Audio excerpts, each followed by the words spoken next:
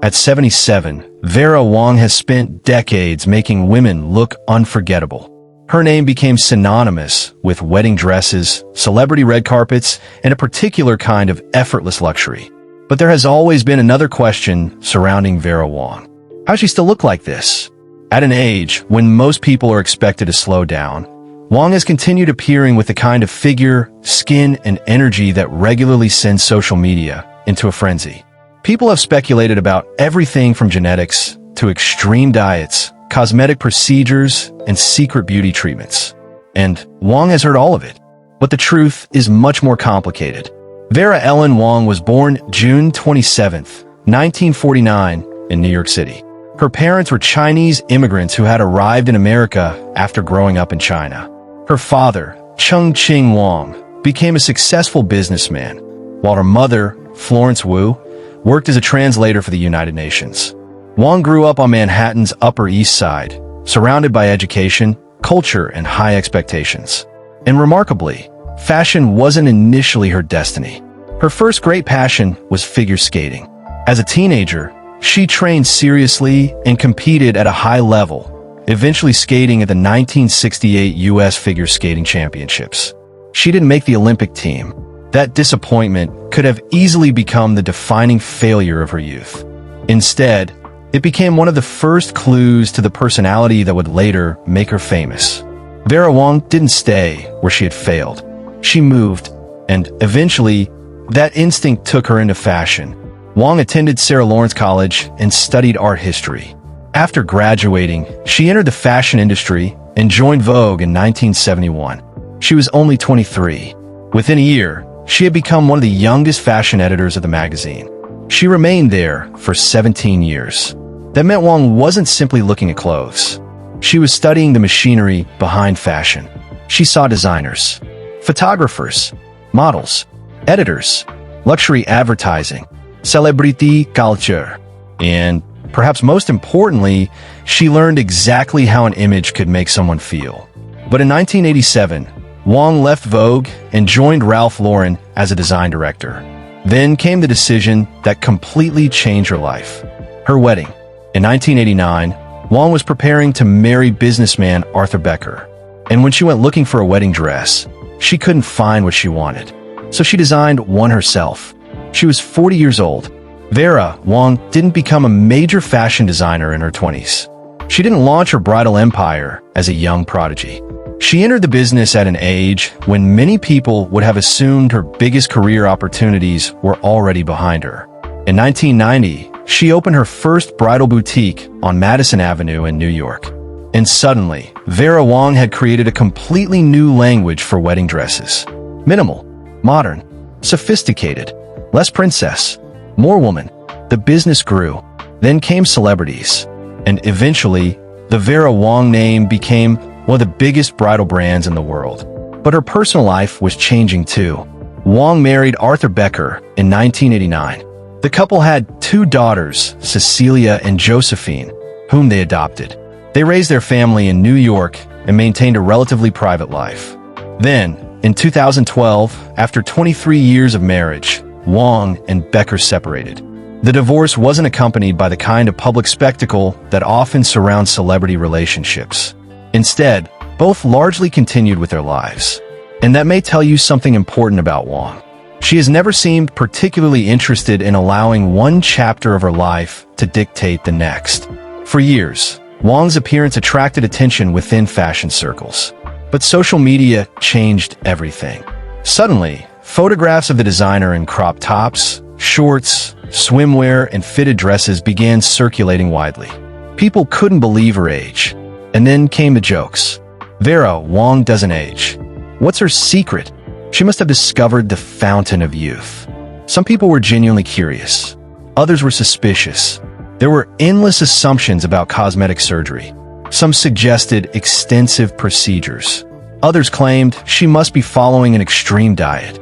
Wang eventually addressed the conversation herself, and her explanation was surprisingly ordinary. She has spoken about eating food she enjoys, including fast food and sweets, while maintaining an active lifestyle.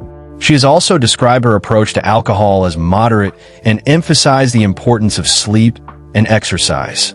But she has never presented herself as someone who has discovered a miraculous anti-aging treatment. In fact, one of the things she has repeatedly pushed back against is the idea that women should have to explain why they still look good at a certain age. That is where the conversation becomes bigger than Vera Wang. Because when a woman in her 70s looks youthful, people immediately want an explanation. When a man does it, the reaction is often completely different. He's distinguished. He's aging well. He's experienced. But women are frequently treated as if aging itself is something they must apologize for. Wang has essentially refused to participate in that bargain. This is another part of her story that often gets overlooked. Vera Wang didn't remain a bridal designer. She expanded. Ready-to-wear, jewelry, home goods, perfume, eyewear, and countless collaborations. Her name became a lifestyle brand. She also became a familiar presence at major fashion events and on red carpets.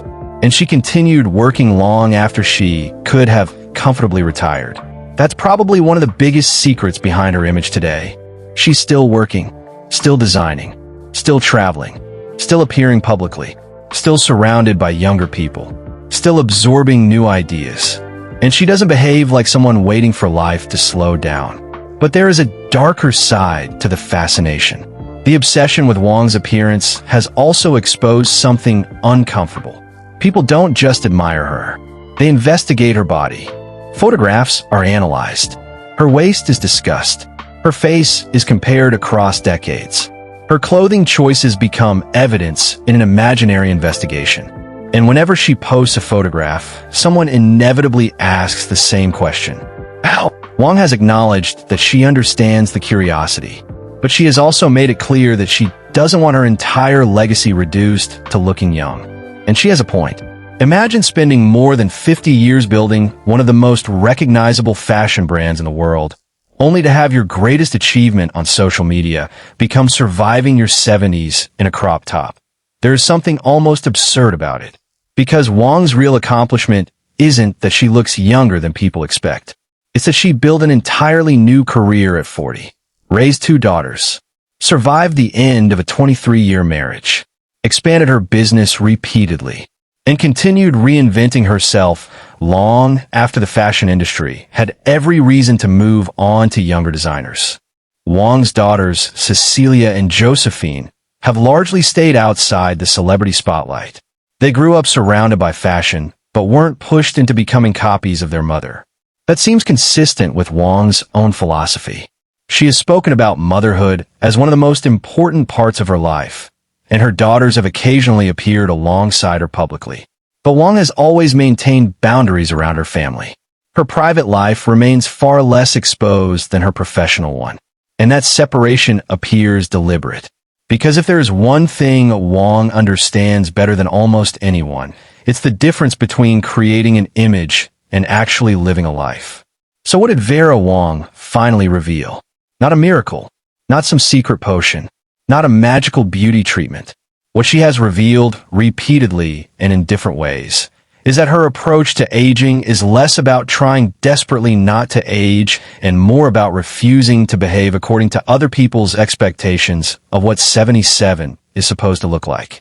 She keeps working. She stays active. She eats food she enjoys. She has spoken about getting enough rest. She dresses how she wants. And she continues to surround herself with creativity. There may also be things about her beauty routine that she doesn't publicly discuss. That's her right. And without confirmation, nobody can responsibly turn speculation about cosmetic procedures into fact. But perhaps that's the part people don't want to hear. There isn't necessarily one secret. Genetics matter. Lifestyle matters. Access to excellent skincare and professional beauty services can matter. Money certainly makes some aspects of maintaining an appearance easier. And Wang herself has never suggested that everyone can simply copy her routine and look identical. What makes her story fascinating is something else. She didn't become Vera Wang by following a conventional timeline. She was a competitive figure skater who didn't make the Olympics. She became a magazine editor instead. Then she became a fashion executive. Then, at 40, she became a designer. Then she built a bridal empire. Then she expanded into a global lifestyle brand. And now, in her 70s, she's become something she probably never planned to be. A symbol of aging on your own terms.